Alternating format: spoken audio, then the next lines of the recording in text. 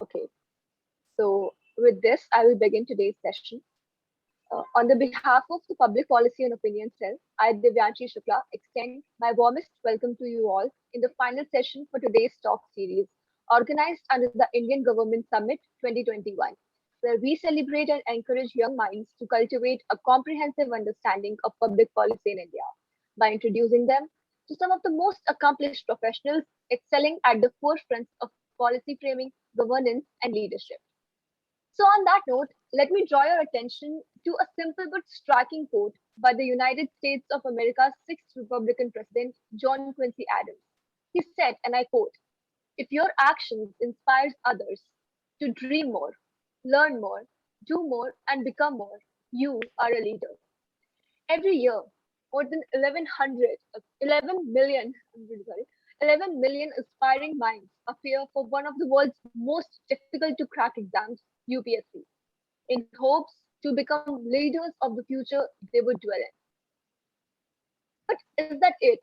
I mean, what about life after UPSC? What about living your reality as a public service officer? Well, to address these questions and any other doubts and curiosities you might have, we bring to you a special interactive session with somebody who is a breathing benchmark for all of us. We welcome Ms. Pari Bishnoi, currently posted as Okay. Assistant Commissioner under Training, Gangtok. Welcome, ma'am. Thank you so much, Divyanshi.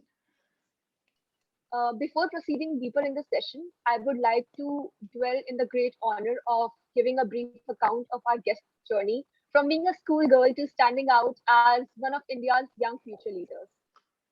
Ms. Bishnoi secured an outstanding rank of 30 in UPSC 2019 exam. She attended St. Mary's Convent School in Ajmer for her primary and intermediate schooling. She then went on to earn a bachelor's degree from the University of Delhi Indraprasth College for Women. In addition, she was actively preparing for civil services. She graduated from MGS University in Ajmer with a master's degree in political science. A gifted student, Ma'am has always wanted to teach, and as a result, she took NET exam and passed the NET GRF. She obtained a whopping AIR 30 in the prestigious IAS exam. Ma'am has meticulously used the internet to ace the exam with political science as her optional subject. Her motive to serve the people wherever she is posted is profoundly enriching for the aspirants in all of us. It is a great honor to have you among us, Ma'am. Now, I would like to request you to address the session and say some opening words for our audience. Right. Thank you, Divyanshi. I hope I'm audible. And Yes, yes, thank you for that generous introduction. I have attended talks before, but they were mostly regarding UPSC preparation and how do we go about it. I think this is new for me to talk about life after, becoming IAS officer. So it's almost 1 year since the result had come and we have lived the IAS life. And I think around 4 or 5 years since we have dreamt of it. So while we were preparing, we did dream about it. And now 1 year, I think it's a good enough time to experience the life, to see it, and also, like in the process, we got to meet with so many other IAS officers. So now we have a decent idea of, what this service has to offer to us as an IAS officer and the life that we'll talk about right now. So, is it gonna be an interactive session, or shall I just, go about my experiences and everything? ma'am, we would love to hear about your experiences. And once you allow us, we have some predetermined questions ready. These are the questions that we got from our audience members before the session. Right. After the question answer session, we will take questions that will be posted in the chat if time permits. So, if you would like to start with your experiences, that would be great. Right, right. So about my experiences, I'm going to be very, very candid, keeping it personal and, sharing examples and experiences and what has been, uh, my journey so far after being an IAS officer. So And before starting that, I would just like to give a disclaimer that, whatever I'm going to say about the services and everything is no mean to say that there are no other services which offer these kind of platforms. Of course, there are many of them, and I'm nowhere, trying to say that, this is the best that you can do, and this is the best. But yes, I am going to speak in very, very positive manner, and in a term that it might look like kind of a glorification, but I think that we should all know the kind of realities and this service as a whole. So like first thing about becoming an IAS officer, as soon as the result comes, it is like when you get the feel is when you start getting a lot of recognition and a lot of respect. So because it's such a difficult examination, and UPSC holds that kind of aura in India. So as soon as you clear the examination, you start feeling like it. There are so many people calling you instantly. You gain that validation instantly. People start respecting you. They start seeing you differently. So for me personally, I have never had any other previous experiences in any private work to compare it with. The year that I graduated from my master's degree, 2019, that was the year that I wrote the examination and I got selected. So it was all very new for me. I instantly turned from, a college girl into an IS officer, and it felt good. That part of it where everybody starts taking you very, very seriously. They start respecting your thoughts, and your voice starts to matter. So that was one thing that being an IS officer I have cherished a lot, because I had things to say before as well as a college student, but maybe they weren't that powerful. The second thing I would say was the access to the kind of people. So, when you are in college, it might be a bit limited, or when you are in, some other services. But being an IS officer, all the doors kind of open for you. And that is what I am feeling, that, you can just walk into the seniors' offices and the bureaucracy, and even in the private sector. And instantly you get that kind of support and everything. So that is another thing for me. So I have never interacted with the kind of people that I'm interacting right now. So even when I go to Delhi, I meet all these seniors, and it's such a privilege. Being an IS officer, it gives you that access to the corridors, and to say your feelings, and to hear from some of the best minds in the country. So that's the other thing. Even in our training, we get exposed to so many of these people who are working all across India, not just from the government sector but from outside as well, and there also we get to interact. So that was one of the best part of my training as well. The kind of people that you get to interact with, and the kind of people that you meet just for the just because you are into services now. Next thing is, of course, the training.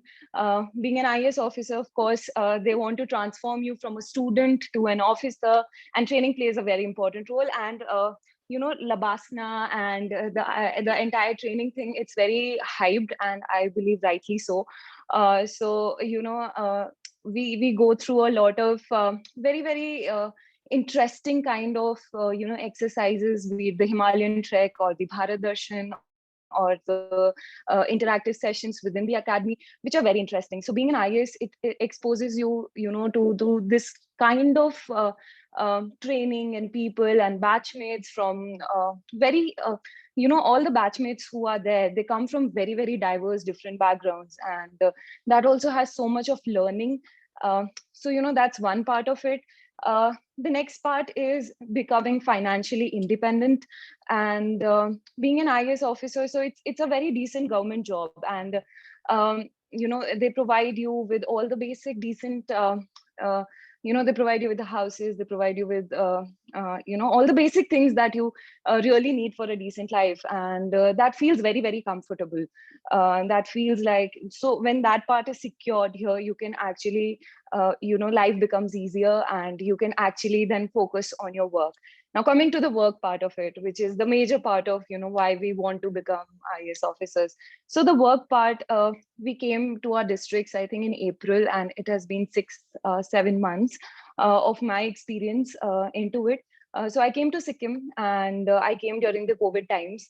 That time, mostly things were closed, And so there is but one thing that I have realized with the, being an IAS and being in, so we are initially posted as assistant collectors, and then we are giving different charges. So there are independent charges also, and there are attachments with police and with other organizations. There is a lot of learning happening on the field, and it's very, one thing that describes the whole process is being very, very dynamic. I mean, there is not just a single thing that, okay, being an IAS, this work you have to do. It's so much diverse, and it's so much, even like I have 180 other batchmates, and all of them are doing such different things. And, we are all IAS officers. So this is one thing that is great about the service, is that, whatever you want to do, after getting selected, it all depends on the person and wherever you want to, take your this entire experience. So there are no hard bound rigid boundaries, okay, that, being an IS you have to do all these things. There is just so much flexibility, and so much, that there is a place to innovate. I'll talk about it in detail with a few of my experiences. So there's a good mix of the office work and the field work. So there are some routine works as well that, IAS officers have to go through, and they do take a lot of effort and hard work. For example, we are also in charge of the registrations and the, the land registrations, and then the certificates, and all that happens in our offices. And all of them require a lot of, understanding of the land laws, of the the state laws and all of that. So it's a lot of effort. So some people might think that, once you become an IAS officer's life is chill and you don't have to study much and there's not much effort. That's not so. We are made to read a lot, all the CRPC, IPC, and all the things that are actually applicable on the ground.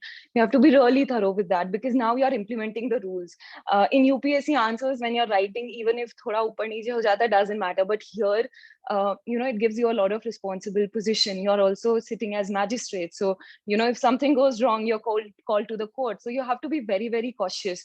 And it's not like, all the studies and the learning stops. That's one part of it. You have to, keep yourself updated and reading and all that. So that's the routine official work that happens, the registration, the certificates that you make, the attestations that you do. And then the other part is the field work.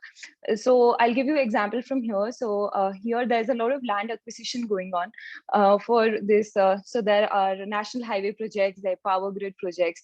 And, as an IAS officers, we sit as magistrates, and the land acquisition is actually one of the major domain of the work. So we go there, we, see the field, and we inspect the area.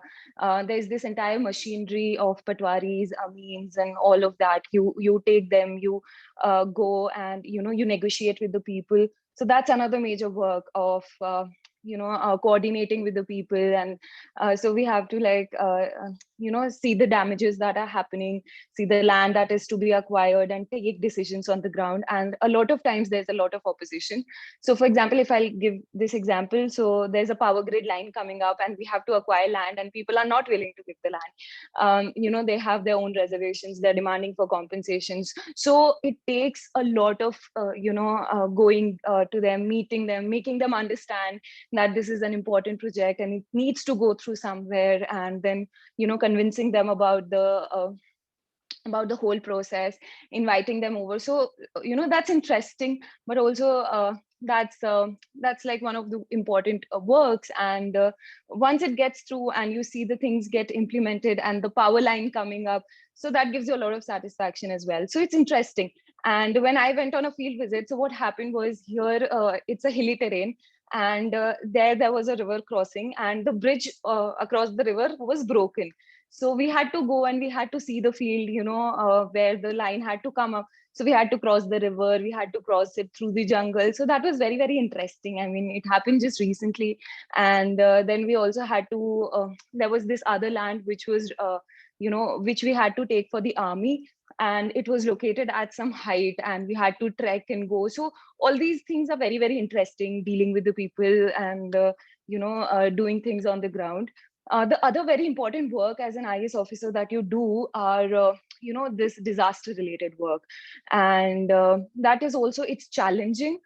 because when this disaster strikes, you have to take up responsibility, and that is a lot of responsibility, to protect the people, to protect the government, buildings and institutions. And being in a state like Sikkim, so here there's a lot of landslides happening. So there was monsoon, and a lot of roads had come down, and here also you get a lot of space to innovate.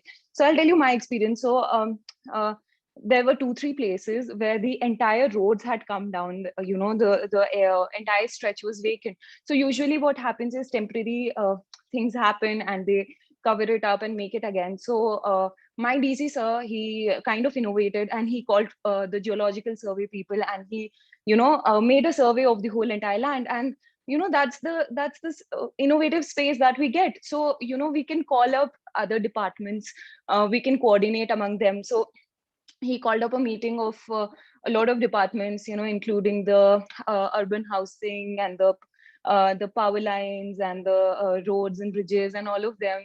And there was a proper survey done. And when we build back better, after we build back after the disaster, so it was made in such a manner that in next year, if there are rains again, and the entire stretch comes down, so that should not happen. So so you have that a lot of space.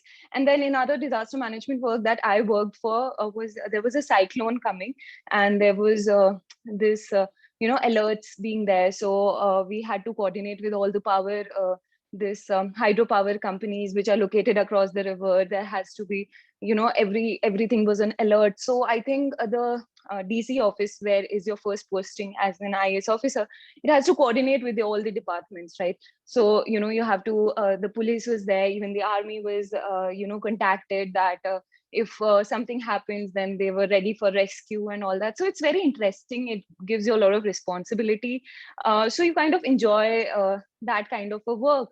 And so that's one work that you do, and especially in hill states, it's much more disaster related thing. Then I think things also changed during COVID times, because district administration being the focal point of the entire district, there were the responsibilities increased much more, and so did the power of being an IAS officer. So for example, here Sikkim was one of the last states to be impacted by COVID, because the policies of the states was very strong to close the border and allow the the labor entry and managing that. So I remember that when I initially joined, I had to go around the entire district along with my seniors to identify places to be noted as quarantine centers. And then we had to look for so much ki khana kahan se aayega, or waste ka disposal kaise hoga. So you work very holistically, but it's also kind of mission mode work. There's a lot of machinery that is working with you, and you get to motivate them, you get to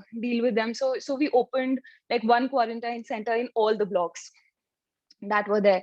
And when things come to completion, and when we could see that people were quarantined, and people that the rates were coming down, so it was a very very satisfactory experience. The other work that I was associated with during the COVID times was oxygen management. So in the second wave, there was such a hue and cry about shortage of oxygen. Even one Sunday here, the demand went up suddenly, and then entire district administration was in a flux what to do now, because people could die because of it. And so did a lot of my other batchmates who were in on the field. The second wave hit when we went to the districts, and most of my batchmates, they were actually involved in managing the oxygen supply. And I think this is also one good thing about IAS officers, that they get this connection all over India. So my batchmates are there in all over India, and we learn from each other's experiences. So what was happening was they were giving contacts, ki contact this person for oxygen cylinders. And so entire India kind of worked like one unit. We were all there on the group, they were asking questions, what to do now, what to do next. And we were just all coordinating and working in that field. So what we did during that time was to secure oxygen, because oxygen plant did not come ekdam se. We had this shortage. And so what we did was we started collecting the big oxygen cylinder from the companies. So in Sikkim, there are a lot of pharma companies. So we went to all the companies and we took their, these spare cylinders. So in the case of disaster or emergencies, your power and your responsibility increases much more, and you kind of have to do all these things. So uske baad bhi, after collecting it from the pharma companies, uh, we were still short on oxygen. So we went to all these garages, the repairs, the workshops, and we got cylinders from there. Slowly and gradually we kind of made sure that there was no supply. Then the other good thing is, being an IAS officer, that you're also very well connected to the center. So at center also, people do listen to us. And so, for example, when we needed oxygen here, there was a representation made at the center, and then center provided us with the oxygen plants. And that is one thing that we can do as IAS officers, because there is this kind of a strong fraternity that exists, and that gives us a very, very a voice. And whenever we raise some issue, it's being taken very seriously and it's being heard. So we could get like oxygen plants to our place. Secondly, we get to implement a lot of government schemes and policies. That in itself is also like, you can visit schools, you can visit hospitals. And one thing was that when I was a student, there were so many things that worried me. So, for example, when I'm going through the footpath, कि मतलब ठीक क्यों नहीं है, railing ठीक क्यों नहीं है, हटा हुआ है, या फिर पावर लाइंस बहुत नीचे से आ रही हैं, या फिर girls are not safe. Or when I see tourism, I'm like, itni gandagi kyun hai? When I visit some public place, I'm like, so I mean, as citizens, we are always ये चीजें काफी परेशान करती हैं, कि, and then we sometimes feel like doing something about it. A lot of people, I'm not saying that citizens cannot, and they do not. There are a lot of them who raise the issues and they are being heard. But when you become when you come into a position of responsibility and power, you can actually directly make a lot of impact into so many of them. So when I came here first day, I went on a morning walk and I started observing things differently. I started observing things from the eyes of a responsible person. So I started feeling that agar power line niche se ja rahi hai, ya fir kuch kharab hai, it's my responsibility, because I'm not raising a now you become different. You become on the other side of it. If there is something wrong, you just cannot ki itna kachra kyun hai. You are now responsible for things, right? You have to get things done. So that gives you a lot of motivation and a lot of spark, that agar kuch karna hai, so you can make that happen. And we also started doing things. For example, I was very passionate about cleaning, and there was this Clean India campaign recently. So we took help of it. We got a lot of NGOs together. We started collecting plastics and waste and segregating them and all of it.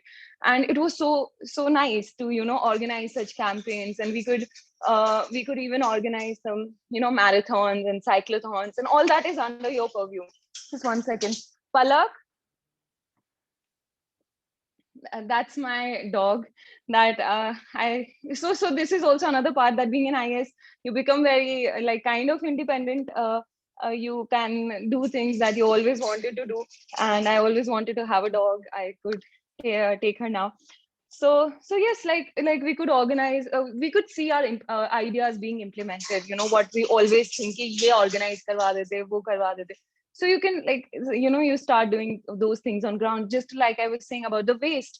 For me, like I was always thinking that why do people not segregate it and all that. And so I started so I called this NGO, and we had this nice plan of segregating. And now actually I'm in a position to get it through as well. And then there are awareness camps that we can organize. One other example that I would want to give is, like, we have adopted a model village.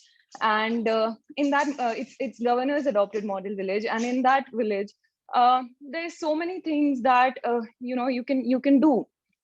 So you can organize camps. And also experience from some of my batchmates, they have something like Prashasan Aapke Dwar kind of schemes, where what they do is they take all the departments together, they organize camps, and if there are any issues, they resolve them on the ground. Even that is like very interesting thing to do. And So it gives you that opportunity to do the things that you always wanted to do. Now there's a very rosy nice picture, which is mostly so, so as to say, but yeah, sometimes there comes times when there's just too much pressure, when you would want to take some break from things, when you would want to take holidays. Now at the training stage, it's still easy. It's still like, if you ask for it, because you don't have any much big responsible powers, so as yeah, like but after a while, I think it keeps getting more difficult. That way, it might be demanding than most of the other services. But I would say that, like what you get out of working on these issues is much bigger than the sacrifices that you have to make.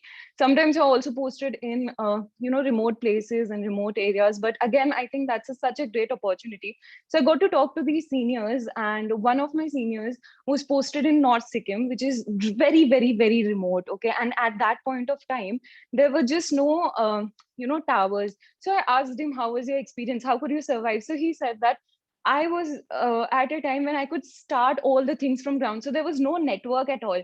So he's, called network providers there. So there was Reliance and there was Airtel, Vodafone coming up, and he had seen that. So that gives you so much satisfaction that you have, contributed in development of a place from zero, where there was nothing to, do basic amenities and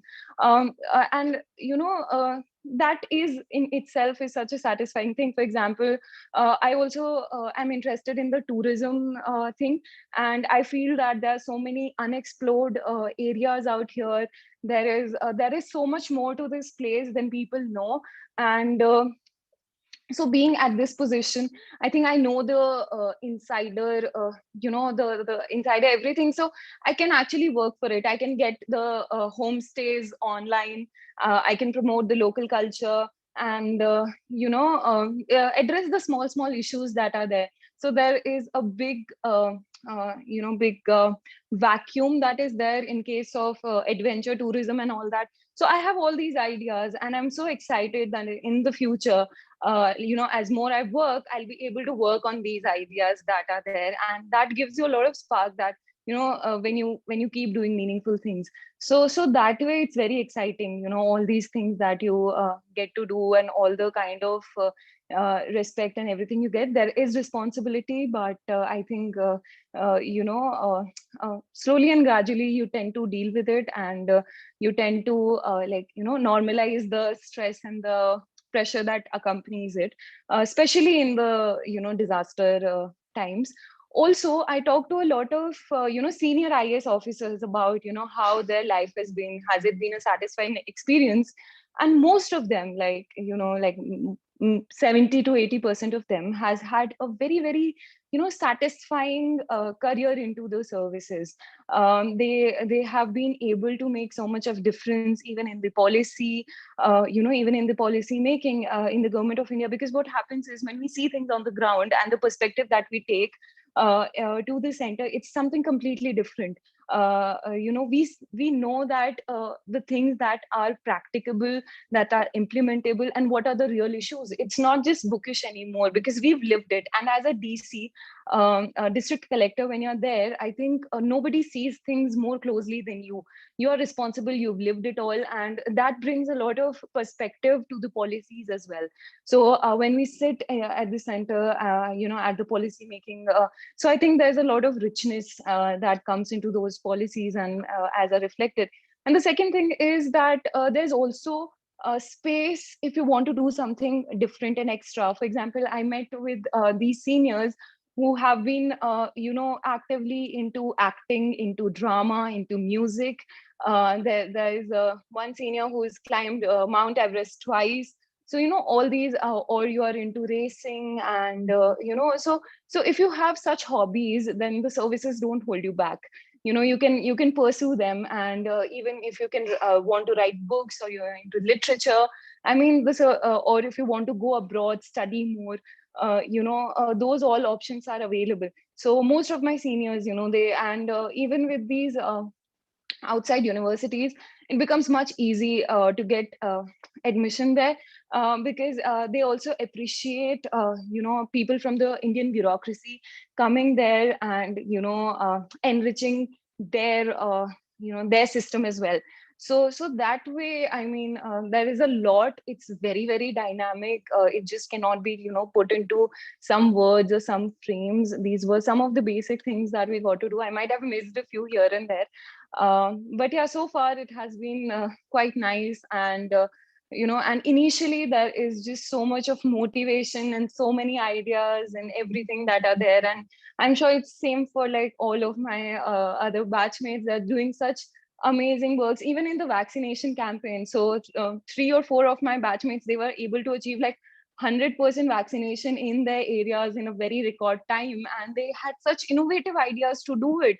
I mean, that all gives you a lot of thrill, and that's what the services are. So as I said, I don't have any experience into the other sectors because this was my first job. I directly came after college. But some of my friends who worked in other areas, they do tell that this is different, and this is very rich and very dynamic. So yeah, I'll take questions now. I think that's what I had to say about my life so far. It was an incredible account of your journey so far. I mean, it was like talking to a friend. Honestly, it was personally inspiring.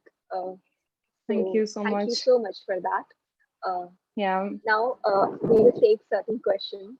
Uh, there is this one question which is repeated a few times. So I would start with that question. Um, the question is that how often does an IS officer has to face political pressures, and how do you deal with it, along with the internal corruption, if any, that you have encountered? Yeah. So I think that's one of the reservation that most people have, who are reluctant to enter into the services, that there is political pressure. So I would say that, my mom was also into police, and I have seen her also, and I've seen my seniors and all. Just one second. So yeah, I would not say political pressure. So we all live in this, this domain where politics, bureaucracy, people, they all go like hand in hand. The politics have their sort of, you can't always see them as villains, is what I see. That they are also there to to do things, and we work in a very close kind of a niche. We work on the same things. The politicians are there for development as well. So mostly, I mean, unlike the popular perception, mostly it's very, very it's courteous. It's a nice engagement that we have with the politicians. And ultimately, I mean, I would say that everybody likes good work. So if you're a politician of this area, and if I am a very passionate civil servant working on this area, I mean, there would not be much pressure. Ultimately, everybody likes justice, everybody likes a good work. So that way, and this is what my mother told me, like, this is not because of my short experience. My mother has, this was my question as well, that how do you deal with it? So she says, just be good with your work. Okay, be very, very honest and good. And they have their own compulsions. Sometimes they have to do things, they have to ask for doing things because they cannot there is a popular perception, there is a popular pressure on them as well. So that popular pressure, they divert it to the, but ultimately they understand. And it's a thin line. You slowly and gradually kind of get to deal with it. And also the other thing is, like, build your reputation, is what I'm being taught by my seniors as well. So if you build a reputation as a person who is with a lot of integrity, who does the right work, it goes a long way. So that's the other way to deal with it. When they know that you're a person with integrity, and you'll do certain things, there are not much many troubles. And thirdly, I think being free of that thing of postings and transfers and all that. So if you're not very, very concerned about that, it gives you a lot of independent space to work. Then the political pressure does not hurt you much, because what like my theory, and given by my seniors also, that I have come 2000 kilometers from my home. Okay, I am from Rajasthan, and I'm sitting 2000 kilometers. So 2050 or 2070 here and there won't make a lot of difference. So, that gives, so this all India cadre policy is also great, because now I can be neutral here. I don't know many people. So, whenever I judge a situation, it's not because I have my, family or, or my people or the political things there. I can be extremely neutral and not afraid of my transfer ki yahan kar denge ya wahan kar denge, because ultimately that's one thing that is a point of pressure. If you're not afraid of that, then I think you can go and do good work. And trust me, good work will always speak for itself. And the more you do that, the more you build your reputation, the less is the pressure. Okay, that is a good answer. So there is another question that when you were in your college years, what inspired you to prepare for IAS? Because there are a lot of options before a college student, entrepreneurship, corporate, the opportunities are endless. So what was that one thing that motivated you to pursue administrative services and prepare for UPSC? For me, it was not just in the college times. It was before that. My mother was into plays, as I said. So, I mean, that was one of the biggest motivation. I always wanted something of a field kind of a work, something where we could, where there was a lot of public dealing. And I did not want a, an office kind of a setup where you were, and I was never that great with the computers and all. So that did limit my options. And from the political science background, I was interested in teaching as well. But I realized that if I get into, IAS or as an IAS officer, even in the field of teaching, there's so much more more I can do. My reach can increase, my control can increase, and also my voice. So now I can also make make an impact in the policies of education, and not just so that area increases. And also I met a few IAS officers, and seeing their work and what were they doing was also one of the like big motivation and big inspiration. Okay, there is another question that when did you start preparing vigorously for your IAS examination, and what are a few things that a college student can incorporate in their personality and learn while they are in their college years in order to excel in such competitions in the future? Yes, this is a very, very good question, because there's a lot of misunderstanding regarding this. People think that, all those who get selected in the initial attempts, they have been preparing all their college lives. And there are people who are in their schools and who are taking, admission into the first year of college, and they're like, how do we prepare for UPSC? And I do advise against it, because, ultimately, I mean, your personality is very, very important, part of the service as well. Kal ko exam nikal jayega, but to to do this service nicely and to puri life nikalne ke liye, it's very important to have those experiences and that personality and to participate in a lot of things. So this was my perspective since always. I did not want to lose out on my school life or in my college life, because they're very important part of your life, such as your job is, such as becoming an IAS is important. Having a nice college life and those experiences is also important. They shape you. And I was always clear about this. So even in my class 12th, I took the subjects that I was actually interested in without thinking of this. In college life, yes, I mean, because I wanted to go for this, so I did not apply for engineering or other things. I did take the subject, political science. So that was one decision that I made. But other than that, I think in my college life, I solely focused on, on a lot on myself. So I was an introvert before, but I started talking more. I could not talk impromptu. I could not give extempo. So I always had that, straight, this stage fear, but I started, focusing on it. So I think these all things.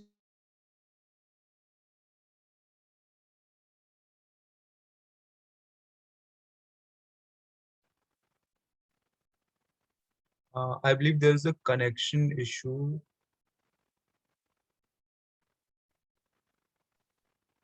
Yes, Just get back to her. she is here. I think it got cut. So yes. So in my college times, then I participated in dramatics and I participated in a lot of things, and those were important, I feel, So I would advise to all the people who are there in your college that do focus on, building a personality.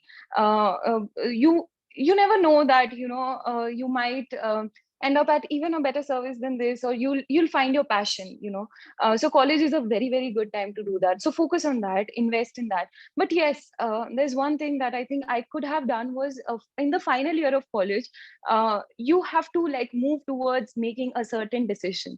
That is important, because what happens is a lot of people after college, they're like, ab kya kare?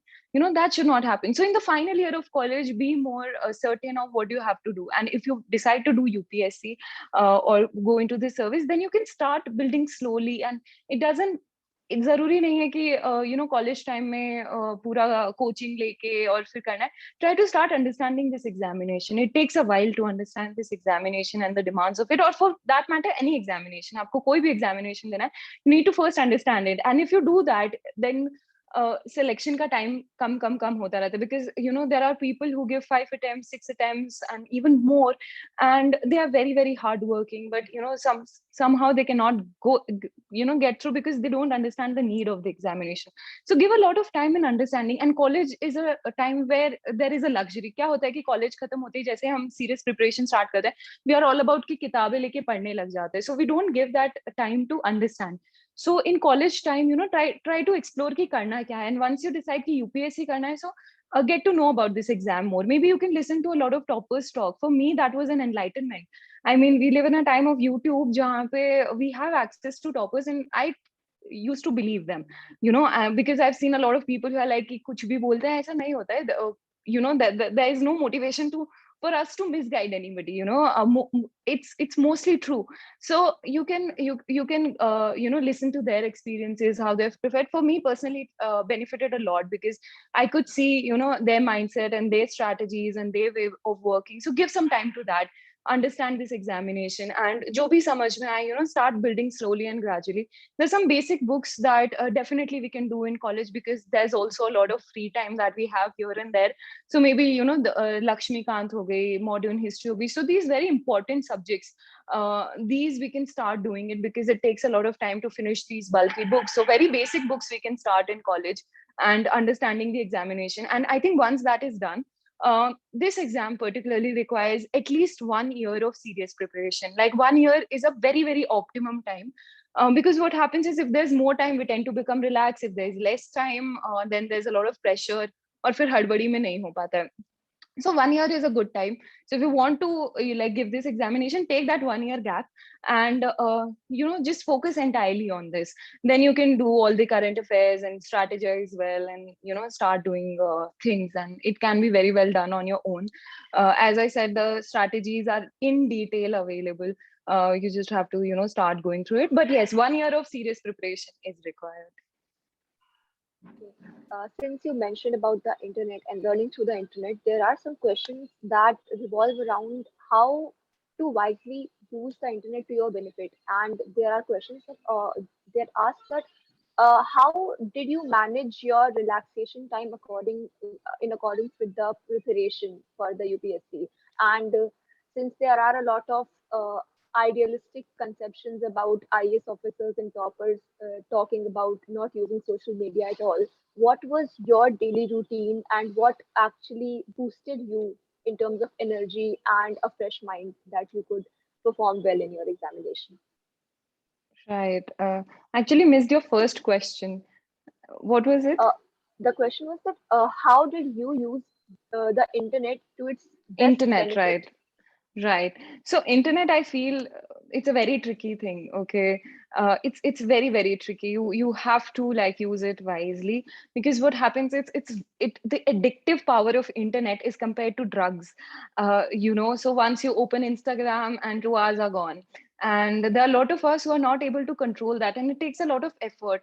So I mean, my strategy is a bit different, and because I used to feel कि बहुत effort लगता था to control yourself, to आपके सामने phone है, Facebook है, तो एक तो इतना मन मारना पड़ता है और बहुत ज्यादा effort लगता है. So it's better don't have it.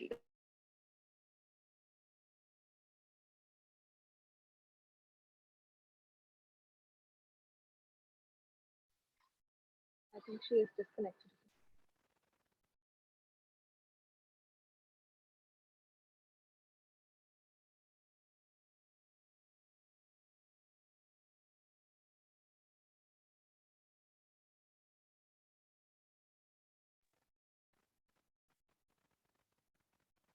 Knew that this was something bad, uh, I used to end up feeling very, very guilty after it. And the pressure of guilt was much very, very heavy. I could see my time getting wasted, my targets not getting completed. So I decided to just give it up completely.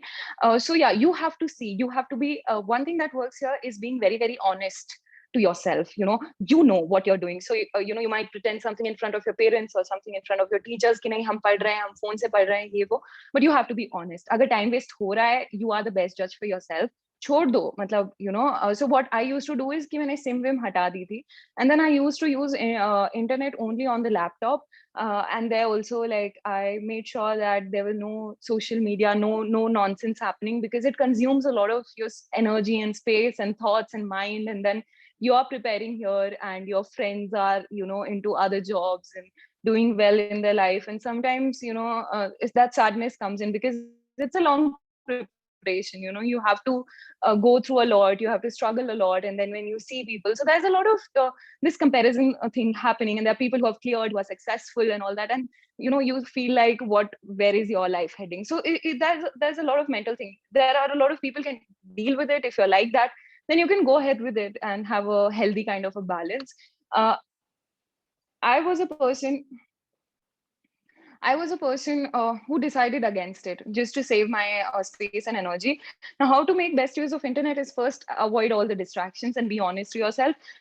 Secondly, I think minimizing the things, the sources. मतलब be very, very targetive, be very, very ऐसे कि अगर current affairs करना है और आज का current affairs करना है, ठीक है? So don't do it from 10 different sources. एक जगह से हो गया, बंद करो, आगे बढ़ो. So this was my motto कि cut it off, because you'll always find a better matter. जैसे अगर मैं ज्योग्राफी के लिए पढ़ रही थी, मेरे को कोई मैटर दिखा, तो फिर थोड़े टाइम बाद मेरे को दिखा कि कोई दूसरा मैटर है, उसमें मैप्स भी है, उसमें डायग्राम्स भी है, ये भी है, वो भी है. फिर कुछ टाइम बाद कुछ और दिखा. So what you have to do is कि जब भी कुछ भी पढ़ना है, सो इंटरनेट से पढ़ाई होगी ऑब्वियसली. तो जैसे मान लो GS2 करना है ना, तो उसके लिए पहले ही सारे ऑप्शंस देख लो. So give 1 or 2 days to see कि इंटरनेट पे क्या ऑप्शन है इन सब चीजों के लिए. फिर जो भी तुम्हें ज्यादा अपीलिंग लगे उसको पिक करो, बाकी सबको बंद कर दो. ठीक है? It's not about which material is better और which website is better. We don't have to get into that. Just choose one. जब चूज कर रहे हो तब थोड़ा दिमाग लगा के चूज करो कि क्या बेटर है, और फिर उसी पे टिके रहो. फिर don't look here and there. For example, मैं न्यूज में ओनली IAS को फॉलो करती थी. there is a possibility कि there are better YouTube channels than them providing better news, but मैंने बाकी सबको, I just chose one and I went ahead with it. So that's one of the strategy कि मतलब you have to shut off other things. Just be very, very target रखना कि current affairs करना है, एक जगह से उठाया कर लो. GS2 करना है, एक जगह से उठाया कर लो. अब GS2 एक जगह से हो गया, अब GS2 को कहीं और से मत देखो. So that way be very, very precise कि कहाँ से करना है. You have to be very, very practical when it comes to these things. In the preparation you can't be idealistic कि एकदम सबसे best करना है. Just get the minimum things done. Just do them repeatedly, regularly. I mean, that will serve your purpose. Otherwise you'll just be stuck in one subject doing it from multiple sources. Okay, that's insightful. So Yeah. there is this question that can an IS officer be posted in their own hometown? Hometown, I think not, but in home state, yes. So we have this insider to outsider ratio, which is 1:3. So I think out of 180, I think 40 or 50 people have been posted in their home states. So we do get our home states that policy is there, right? So there is this question that can someone take a break during IS work and go for higher studies or something that they are interested in? If yes, then what is the span of the longest break duration allowed? I'm not exactly aware of the duration, but yes, as I said, I've met so many IS officers who are doing such great work. I mean, one of them is acting in a lot of movies and doing music videos and climbing Everest, and mostly everybody goes for higher studies. So you can do that. Even institutions in India like IIM Ahmedabad and all, they have their own courses that are for IAS officers. So that way, I think it's a very flexible thing. So if you are passionate about something, the government of the states and the government of India provides you ample space to explore it and to bring the rich experience back and enrich the services. So yeah, that way you don't have to worry. You can always, go out, study, pursue your other things that ultimately add to the services. Okay. So, post-pandemic, since the learning patterns in our country have changed so much, so what do you think preparing for UPSC or other exams, as difficult as that, do they actually need a hardcore coaching attendance, or can we prepare independently from internet sources as per our, perception that what is more advisable from your end? Yeah, again, I would say that there's no one answer for everybody. Okay, this coaching is also a very tricky thing. I'm not entirely against it because we use a lot of their resources. We use their test series, we use their this interview modules and all of it.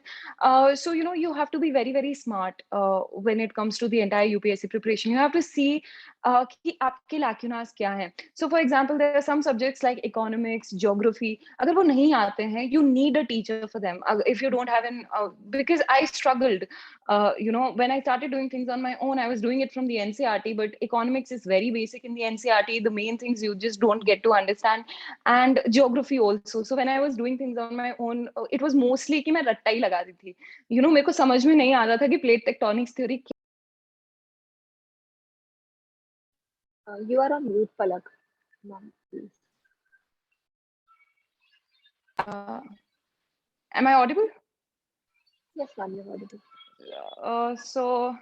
So yes, so I was saying that you need to be aware of your requirements.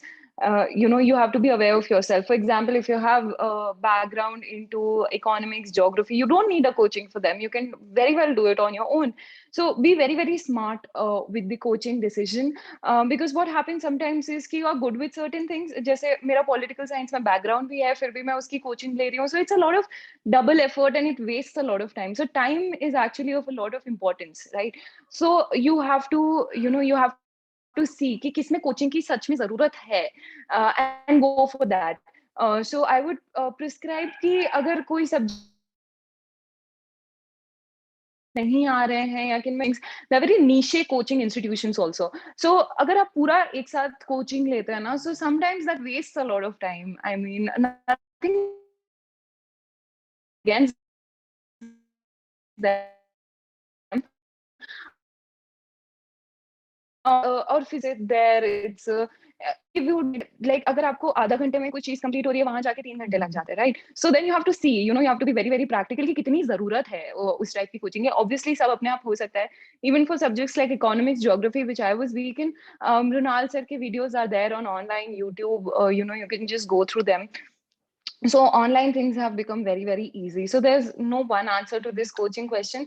It just depends on your need. But definitely the test series and all we do need.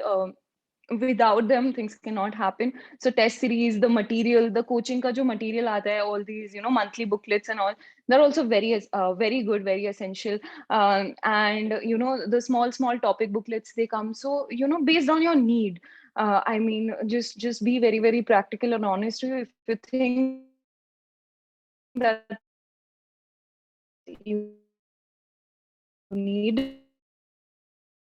you need that subject, so number नहीं आ रहे हैं, है ना? तो you can maybe take coaching for just essay, या फिर ethics बहुत poor है, 2 attempt दे दिए, ethics में marks नहीं आ रहे, so just take it for that.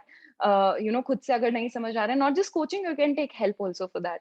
So that way I think niche is more practical. Otherwise काफी time भी waste हो जाता है कभी-कभी coachings में. Okay. We will only take one more question now. Yeah. So there is this question that you talked about your experience during the training. Yeah.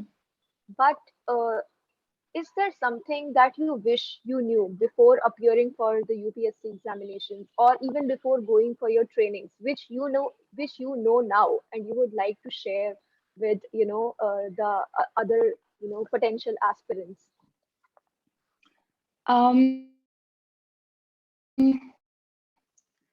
See, I failed earlier attempts, so I should have known one thing, that confidence matters a lot. This is what I realized in my last attempt. My last attempt was my least prepared for attempt. I actually, my motivation levels were down, my energy was down. I did not study much also, but my confidence was very high. I thought I understood the examination. I thought I was doing right thing. So even with less preparation, I could get it. And when you're confident, जैसे आप pre लिखने जाते हो, तो confidence का काफी खेल रहता है, so that's one thing. Like, and confidence come with, of course, like understanding the examination and being consistent and hardworking and all that. So I did put in effort in my initial attempts, but the only difference that got me this rank here was the confidence. So you need to feel confident. You need, especially at the interview stage, I mean, my marks jumped from 176 to 200 plus, just because, not because of any high level of any other thing, but just because of confidence, because I thought that I deserved this, that I was capable of it. Initially there was a lot of this question that I used to question myself, that can someone like me actually make it into such a big examination? So there's a lot of questions. So don't do that. I mean, if anybody is capable of doing it, just be on the right trajectory, just understand the examination better. So that's one thing.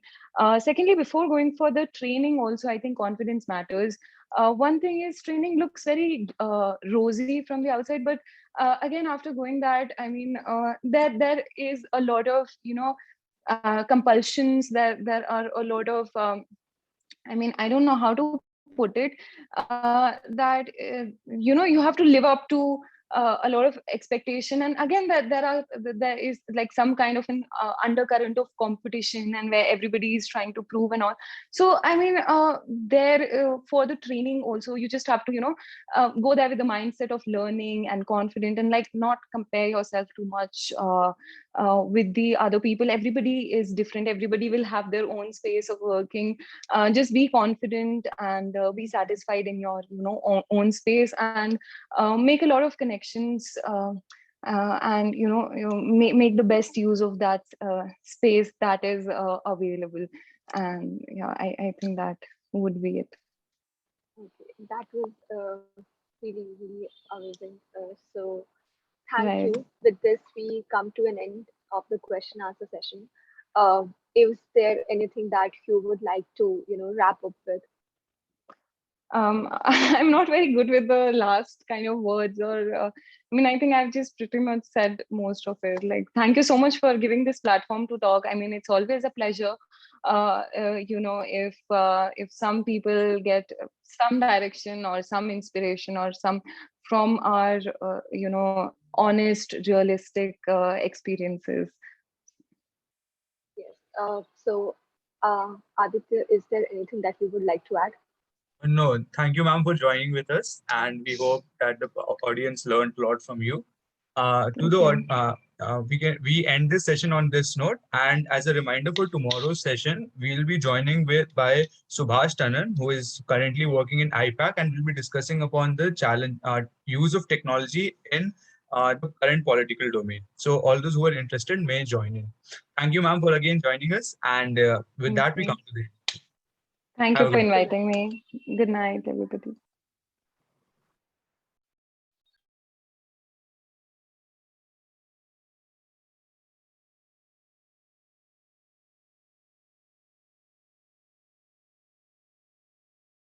Nikhil, meet close.